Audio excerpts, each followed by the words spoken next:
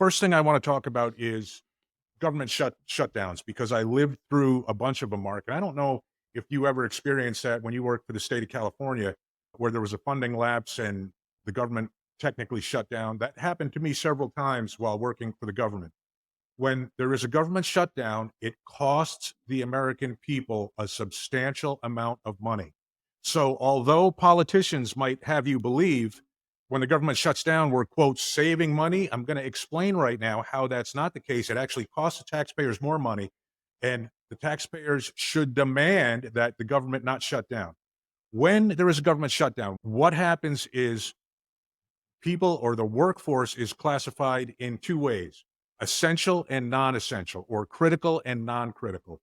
If you're essential or critical, you are required to still come to work and you do not get paid. The longest shutdown that I think I ever experienced was Trump administration.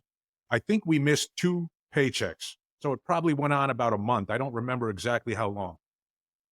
And you would think, oh, the government saved money. They didn't pay you and you were required to work. No, at the end of the shutdown, when the funding was appropriated, I got all my back pay, as did every other essential worker that was required to come to work and not get paid timely. I guess that's the best wording to use, not being paid timely.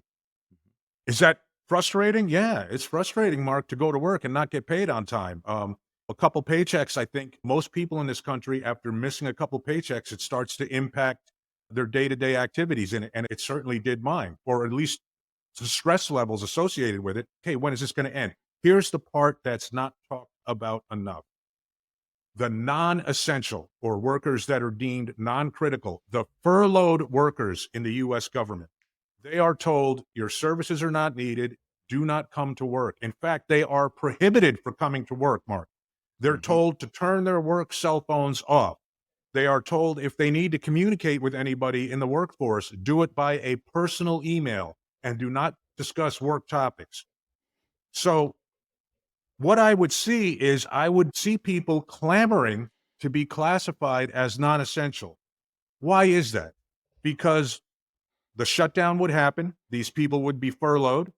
Let's say the shutdown lasted 3 weeks. They'd be off for 3 weeks, prohibited from doing work. And when the funding appropriation was eventually passed, guess what would happen, Mark?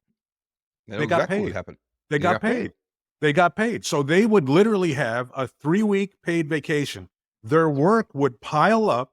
Literally, there's stories about a specific thing related to asset forfeiture and sharing with state and locals where the mail just piled up and created significant issues that lasted a long time. How did this happen? Because people were furloughed. They got a paid vacation from the government. If you're a taxpayer out there and you say, great, shut down the government, we're going to save money. That's not the way it works. Everybody gets paid, even the people that don't work, they get a free paid vacation out of it. It's not something that we should tolerate as US citizens. So, aside from the COVID fraud that we talked about last week, this report discusses the 20 largest agencies making 282 billion in mistaken and improper payments. By the way, the federal government never shuts down. And now, Mhm. talk about the quote unquote non-essential workers and the 3 week paid vacation, and how efficient that is and how much it costs them money. But people, oh, they're going to shut the government down and blah, blah. Everything keeps going that needs to keep going. The military doesn't go away and the infrastructure doesn't go away. And all those things keep happening, even though all the bad stuff keeps happening. The government shuts down every time at 5 o'clock every Yeah, day. isn't it ironic, Mark, that the government can still function with only 20% of the workforce? It's That's something it's else. Yeah. it's I'm shocked, absolutely shocked. So with that said, going back to shutdowns or slowdowns and budget overruns in state government in California, what I went through, I think it was 3, maybe 4 times, but 3 times for sure over my career, we got furloughed in the Highway Patrol, and not just the Mhm. CHP, but different agencies, state agencies got furloughed. In other words, but we were essential workers, the sworn personnel. So we had to come to work. We worked 1 day a month for free because of budget shortfall. So you had to show up, go out and do your job, but your paycheck that month was 1 day short of its original amount. But what happens is the state of California say, listen, we're not going to pay you, but we're going to take that day and we're going to put it into a bank, a time credit bank called CTO, compensated time off. So Later on, you can cash that back out when the budget gets back to normal. When we get back into the black here, we're going to go ahead and reimburse you for those days that you worked for free. Okay, that's a fair trade off, blah, blah. Think about this though. People like me who are living in the Hmm. future, not thinking about, oh, I can't wait to cash that out in 6 months and get a CDU or something like that. I thought, you know what? I'm a new officer. This goes back to early 90s, the first time we went through this. So I'm thinking, wait a minute, they're going to pay me my money back for the days. And some of these went on for close to a year. I think we were furloughed one day a Hmm. month. I thought, you know what? I'm going to leave that compensated time off in that bank because I know we get pay raises over the years. Maybe I'll promote. And guess what happened? I went from officer all the way to chief.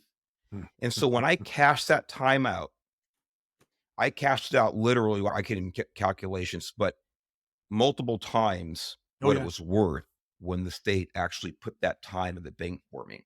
What was your It salary, costs Mark? What was your salary? Do you remember when you first started at Highway Patrol? I when remember I I made first in '92. I made $26,000 a year as a first year DEA agent. yeah, when I started with Highway Patrol in 1990, I was a cadet. I was still getting paid in the academy, but when I was sworn in, I think I was making somewhere right around $40,000 a year before the overtime, just my straight salary, give or take. It was about 36, I think, 36, $40,000 a year in 1991 when I was sworn in as an officer. But this is the way government thinks. So you know what? Hey, we're going to put off, we talk about this a lot, Bill. We're going to put off these payments. We're going to put all these obligations. We're going to push it down the road. The next administration, the next governor, the next president, the next Congress, we're going to push it down the road. And all it does is compound and compound. So that's Literally, just an example I wanted to literally, give you. it literally Literally. the interest literally compounds and compounds. Yeah. Yes, exactly right.